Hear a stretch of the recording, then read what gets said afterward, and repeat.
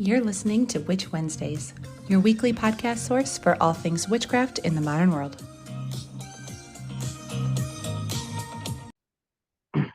Welcome back to Witch Wednesdays. I'm Steph, and I have a guest here with me today, and I'm excited for the topic because it's not something that has ever been covered on this podcast, and something that I don't think is covered very much in general. So I'm going to go ahead and let him introduce himself and let you know where you can find him online. Wow, Steph, thanks. Appreciate it. I am Sam Thompson. Sometimes I go by Bo. I go by both. I've been called worse today already, so I'm good. I am what I call myself a magical primitive blacksmith. And to me, what that means is I use more of an ancient techniques and technology in my magical blacksmithing. I use charcoal that I make myself here on site. Instead of using propane or coal or anything like that. And my work with a capital W is getting people re-engaged to the magic of metal. And you can find me Ravens Keep Forge everywhere. Instagram, Facebook, Patreon, YouTube. Did I miss one? Might be all of them. I will have everything. Yeah. Website, you'll have everything linked. That's not, we're good. No big deal. But yeah, it's ravenskeepforge.com at whatever. I'm good. Well, I am so excited to cover this topic because I don't think it's talked about very often, other than sort of getting glossed over when people talk about, oh, moon magic, you can use silver, and when you're working with the sun, you can use gold, but nobody actually talks about metal magic. And it's a really fascinating aspect. Yeah, and I think we just forgot it. And I'm not one of those that it's the long lost art of, because I'm not a big fan of those type things, but I think we've just lost our connection. Along about the Industrial Revolution, it became so common that we just don't notice it anymore. And I really think that it's sad. I'll say that word, because we have an intimate physical connection to it.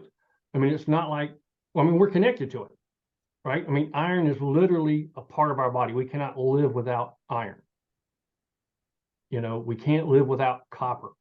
We have zinc in us, which is important to us living. We have trace amounts of tin. And all those four things I just mentioned make up copper, bronze, brass, and iron. So all the Middle Ages, right, are within us. Already. We don't need to be a blacksmith in order to work metal magic. So I want to get that out of the way. You don't need to do anything differently other than build a relationship with your metal. That's it. Which is important to note, because there's no way I could do your job. Right, I am not going to go out there and forge anything. and it's unnecessary. I think the biggest thing I think is just learning how to build a relationship to your metal tools. I'm going to go out on a limb and say most people probably have some form of metal that I mentioned already in their practice. In their ritual tools or their altar wear or whatever, there's some of that already in their practice. And instead of it being a tchotchke or a widget, something that you pull out like the fine china on the high holidays, and then put away, why not build a relationship with it? Live within right relationship with your tools and let them be an ally instead of just something you wave around 8 times a year or 13, depending on how you work. Yeah, I love that. I think most people have more tools that fall into that category than they think they do once they start looking. Yeah, and the way I wrote the book was to kind of get people re-engaged in that thought process, to start looking around, because a lot of people say, I don't have this, I don't have that, I don't have it. But yeah, you probably do, and you just don't see it anymore. It's like if you rearrange a room in your house, don't take anything out or add anything to it, you'll see a whole bunch of new stuff because you're looking at it in a new way. And I think it's the same thing with this, just taking inventory of what you have. You'll be surprised at what you do have and the uses that you can have for it. And that is a great segue into, you have a book about this. So I would love for you to tell the listeners, if they aren't familiar with the book, what they can expect when they pick it up. All right. So it's a the book is titled Metal Never Lies. It's an introduction to metal magic, and it's just that, an introduction. It's built on the metals that I mainly work with, and I work with four. I work with copper, bronze, brass, and steel/iron. I will use iron and steel interchangeable, although that's technically not correct. Steel is 98% iron and 2% some other stuff. For the most part, it's iron, and I do use them interchangeably, and I apologize. That's not technically correct, but you just got to roll with me. And it is basically a book on being able to reconnect ourselves to metal, to the magic of metal. Something that I said earlier that we have an intimate connection to. We don't need to go out and buy a forge, start smithing. You don't need to do any of that stuff. The thing you need to do is basically just build a relationship with it. And with some people, it may be easier to learn how to forge than that, but still, I think that it's something, adding that into your magical practice, it will open up a whole brand new world for you. How did you get started down this path that led to where you're working and the book that you released? Where did you get started? Well, I got started smithing, a decade or so ago. And I did it in honor of my grandfather. I'm Southern Appalachian, and growing up, everybody had a little smithy because you fixed what you had.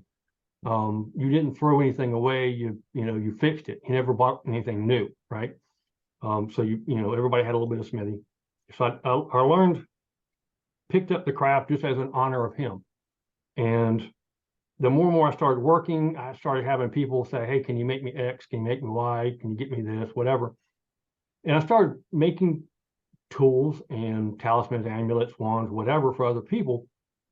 And as I started doing it, I started noticing a change within me as I was doing the work, as I was doing more and more work with them. Because the way that I work, as I mentioned earlier, I don't use coal or propane or anything like that. I'm pretty much hands-on with everything. It's like I get the wood, I cure the wood, I make the charcoal, my forge is handmade, everything I've tried to do hands-on, everything that I've got.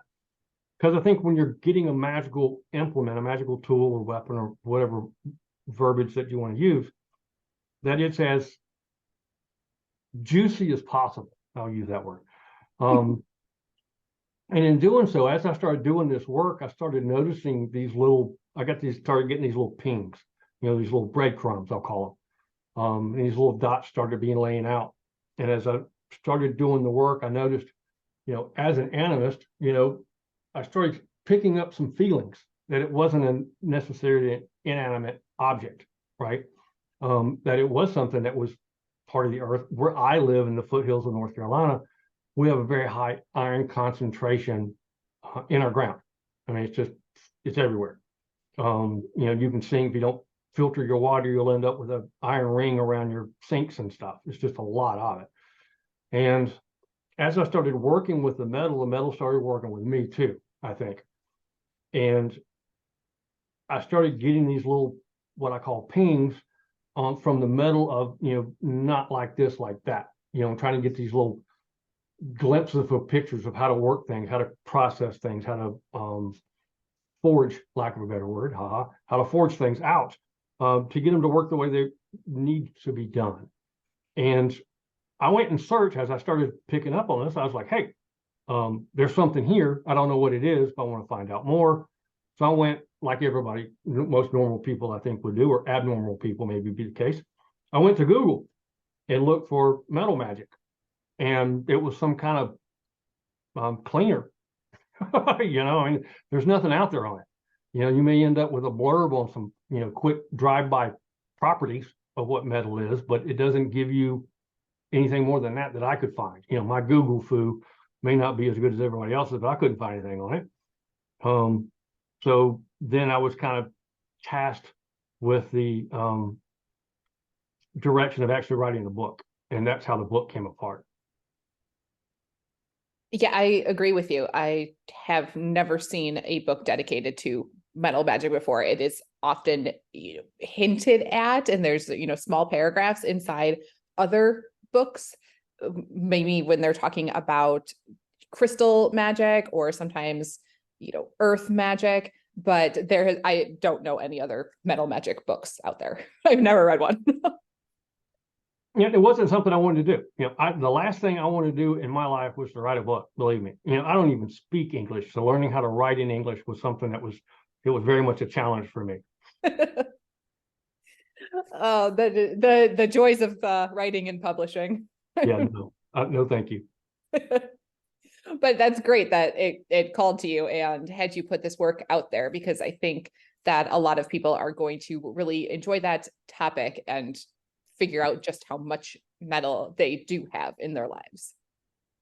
It really is kind of phenomenal because there's so much. Like I said, we don't see it. We travel in a metal box. It's about 2,000 pounds worth of steel back and forth to the grocery store, and we don't even see it. You probably lock up your residence with a piece of metal and don't even notice it. What a great way to set your wards for protection, by using that little piece of metal that goes within a piece of metal to help secure your residence. And it's those little things like that. It's fantastic idea, because I do have protections on my keys, but it's nothing related to the properties of the metal. So I'm missing out. It's just, like I said, it's a reconnection. I think we've just, we've forgotten a lot of it. It's not lost. It's not, we just need to re-remember, back around the turn of the, Industrial Revolution, metal was sacred, and depending on what lore and traditions that you follow, there's a lot of history and mythology surrounding metals, no matter what tradition. I learned through doing the research on the book, metal is magical globally. It's not limited just to, the Irish or the Norse or, the Asian or African or whatever. That's metal's magic everywhere in the whole world, which I kind of thought was kind of cool personally. Yeah, I like that. And I'm guessing it historically varies by what was widely available in that area. Well, I would think so. Yeah. My tradition is mainly Irish. So I have, I have a lot more knowledge with that just from my personal studies of that. But it was it's done for the most part pretty primitively, and it was a very sacred. Weapons were very sacred, and they were animate. Looking at the Irish War, they were animate objects. You can read stories of Cuchulainn, which is the epic Irish hero, and his weapons are dancing around. They're following him, they're screaming. You couldn't murder someone with your weapon because your weapon would tell on you, right? And I think that's where swearing on the sword came from, because it bared witness to your actions. It would tell of your deeds, and there's multiple stories throughout the Irish War that speak to that. So within studying that and writing the book, I was like, whoa, that's kind of cool. Oh, that's fascinating. I love history like that, and I love where these modern ideas that we have come from this ancient mythology. And we sort of all inherently know these same things, and we're taught these same things, but they come from these mythological stories that we never read. I love that. Well, if you look at the art of blacksmithing, it was so important in our upbringing, right, up until the Industrial Revolution. From that time to this time in the span of human existence was, yesterday, right? It wasn't a long period of time. And blacksmithing was very ingrained in our society to the point that our everyday verbiage, there's a lot of blacksmith lingo, lack of a better word, in our everyday verbiage, right? Let me see if you've heard some of these stuff. Red hot. Yep. Okay, well, you get iron red hot when you work it, right? How about don't lose your temper? Oh, all the time. All the time, yeah. Well, that comes from on tool steel.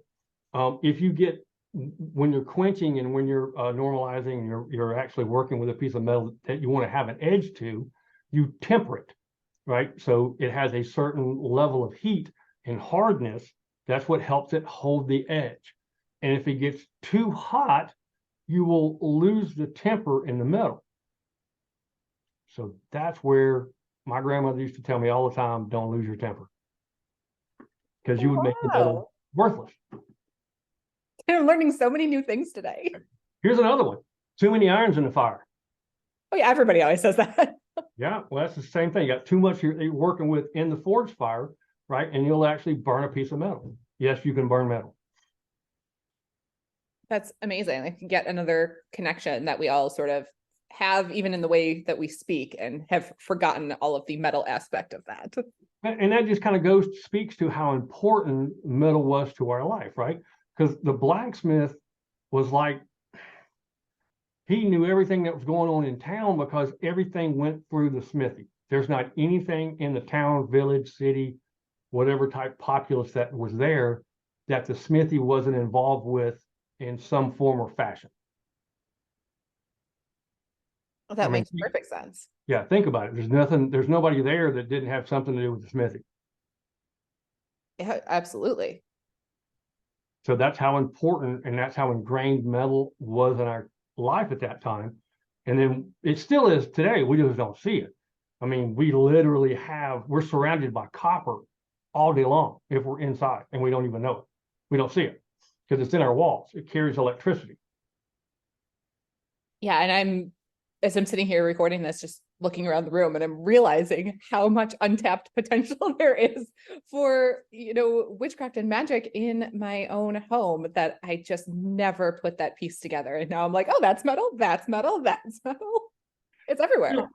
And I'm not saying every one of them is going to be chatty Cathy and, you're going to have this long relationship with each and every piece, because I don't think that's, one attainable or two, the end result. But I think, looking at those pieces that you have is taking the time to build a relationship, offer tribute for their work so they can aid you in your work.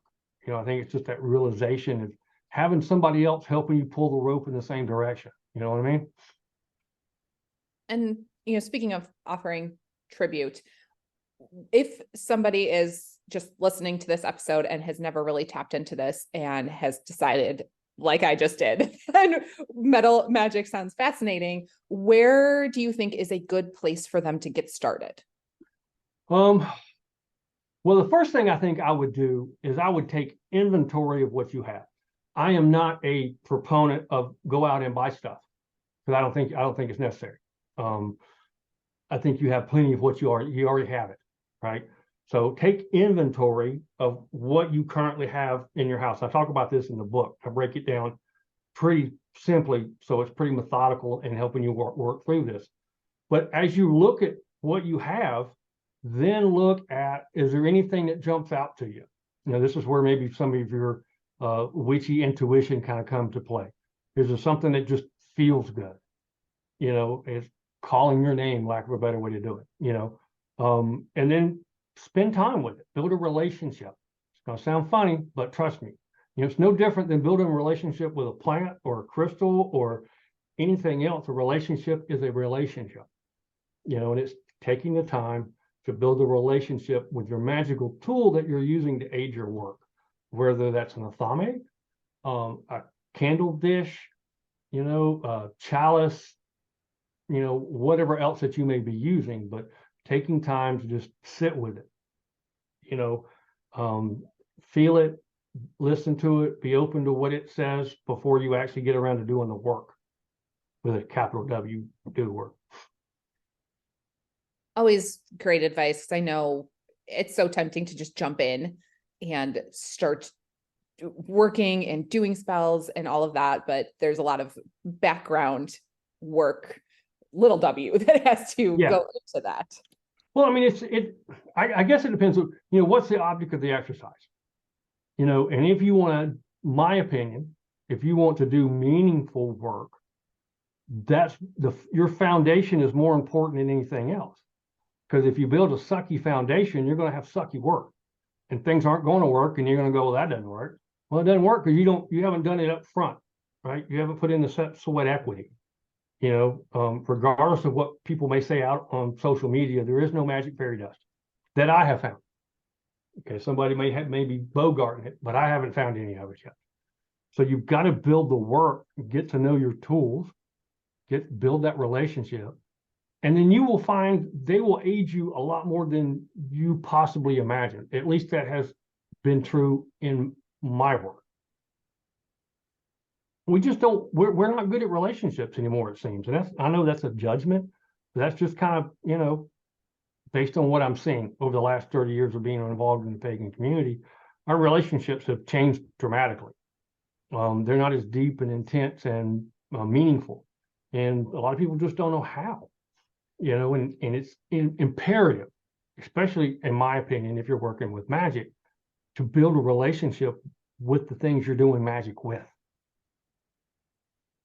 I agree with you wholeheartedly. And I think that it comes a lot from the access that we have online and social media. It seems like you're building a relationship with people, but there's a screen. They don't know you. You're not actually building a relationship with those people. So when we go out into the real world, it's very hard for people to know how to interact and build something up like a true friendship. I agree, and I think that's a great word to look at. You're building a friendship with your magical tools. I like that, and I feel that way about.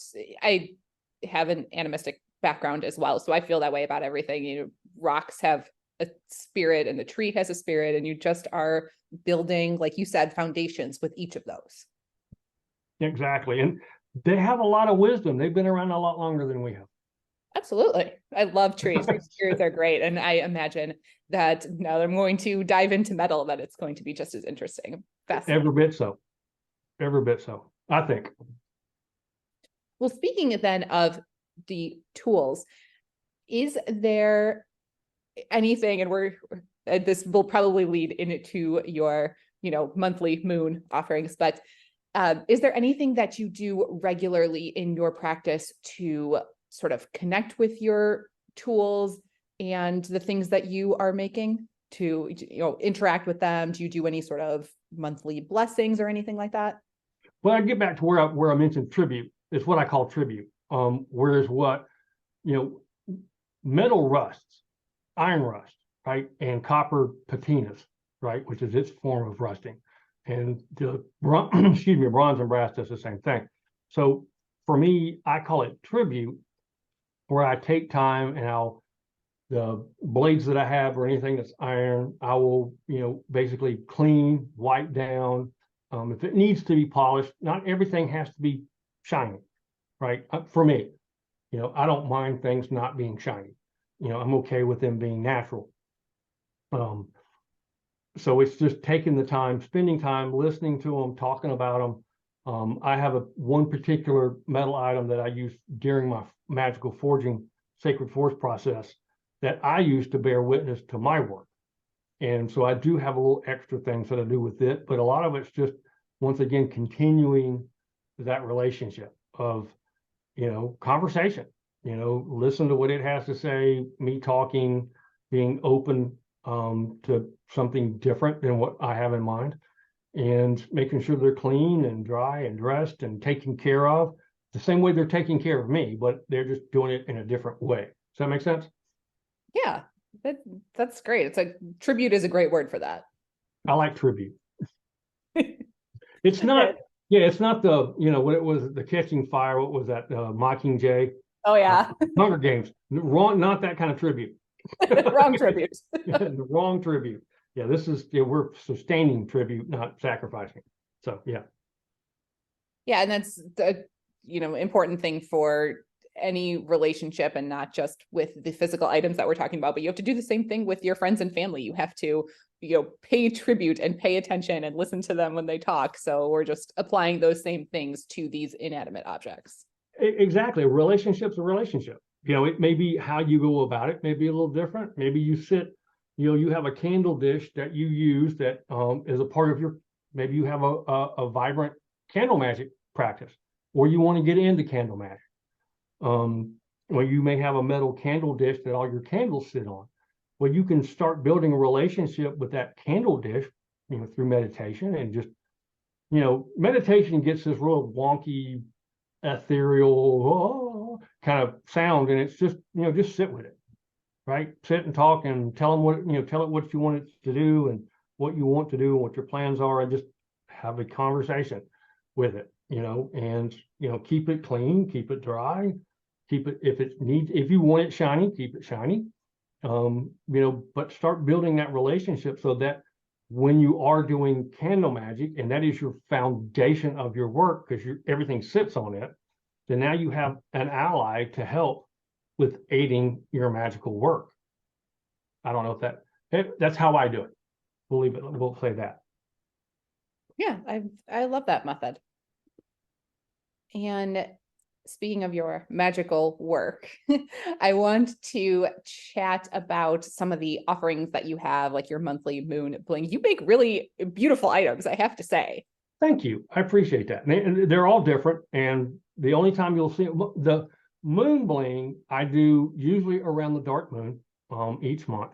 I do it. It's an offering. It's part of my work for the community. You'll find it at a lower rate price point than anything else that you'll find on the site.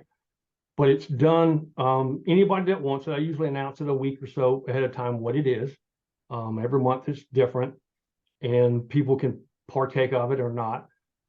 Couple of the cool things is that it's usually forged on or right around the dark moon. Sometimes it's full moon, depending on what it is, but primarily it's on the dark moon. And everybody will be connected to it because it'll be all forged out of the same piece of metal. So no matter where you are on the planet, you'll be connected to somebody else that needs the same thing it is that you need, which I think is cool, because now you've got extra people helping, right, that are needing the same thing, is the way I look at it.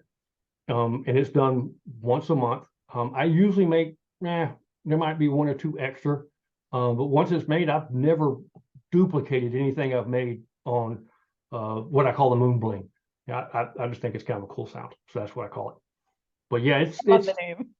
it's epic, I think, because some of it's, I've done most of what I do is pendants, but I've done candle scribes, and I've done candle dishes, and I've done knots. I've done things besides just pendants. Metal knots are cool, by the way. If you've never seen one, you should go on the site and check it out. Metal knots are cool. They are. I have checked it out. No, I love everything that you have. I love when you incorporate the tree alphabet. The ohm, yeah, the OM looks so cool to me. Yeah, well, that's part of my tradition, because I follow more of an Irish tradition. So I don't work with runes because that's not my tradition. And I'm not anti-rune. I just don't know enough about them to feel comfortable working with it. I don't want to be, what's the word I'm looking for? Disrespectful, right? To whereas with the Ohm, I've been personally working with them for years, so I don't mind kind of putting those together. Yeah, and I agree with that it's important to sort of like study those and know what each one means, because all of them have such deeper meanings. Runes, all of that. There's more deeper meanings than just like the one word that is like the definition. It's important to like learn them, get to know them. And then, be honest with you, most of, not I'm dishonest. I hate when people say that. Most of my work is commissioned only, where people will come to me and say, I need to make an X. So that's mostly what I do. I do have some things that are online, that are on site that you can get, but most of the stuff is commissioned, to where people need a certain talisman or amulet or a wand or anything like that. And that's primarily my work. And that process is kind of in depth. I made a wand for somebody over in France, and it was 3 months in the making, because we had to spend time together and look at what we wanted and what it did. And it's more than just a widget, right? I keep saying that word, but it's not a thing. It's a something. And that's great to be able to have that personal connection to it, that it's not something that's mass produced that everybody else is going to have. It's really unique to that person and their needs. Exactly. And, you know, and they will know when I'm forging it so that they can be an active participant in it too. Right. So if I'm doing it on a Wednesday night or Wednesday afternoon, they can know, you know, I can tell them, hey, I'm starting, so they can do what it is that they need to do to also help with the forging process and start building that relationship to that piece. Oh, that's really cool. That's like a great community aspect to all of your work. Yeah. Yeah. I mean, it's, you know, it's, I look at my work as providing everybody tools so they can do their work. That is a great way to look at it. Thank you. No, I mean, I love that you give people the opportunity to be involved in that whole process from start to finish. And I love the community aspect of your monthly moon bling as well. That's just so much fun to know that somebody else anywhere else in the world could have, you know, that an item made from the same metal as me. Like, that's so much fun. Yeah, you know, and if you need, say for instance, there was one of them I did, you know, I did one on protection, you know, and everybody, it was more of a physical and kind of emotional protection. And so everybody that got that one needed that same thing. So with everybody building into that and adding energy into theirs, are also adding energy into everyone else's, because they're all connected, right? Because they're all out of the same piece of metal. So it's kind of like, I look at it as it kind of grows from that, you know, and it kind of helps feed itself, if that makes sense. That's how I look at it. And maybe That's twist. such a great option for people who don't have a local community to work with and need to raise some energy with other witches and aren't comfortable doing that in person. Like, that's such a great way to build a community and have that extra energy around your items. It does make a difference. I think it does. I notice it. So Yeah, love that. That is great. Well, before we finish up, I always like to ask, and I know that you have given so much advice already, but do you have any other advice that we haven't covered yet that you would offer to somebody just starting out with magic or metal magic in particular, or to somebody that's looking to grow a little bit more this year? okay. Let's see. As far as working with metal magic, I think we've had a really good start. You know, it's just building your inventory, working on your relationship, not plugging it, but the book's written for a reason. So I think it's a really good, it's on Kindle. So, you know, get that as well.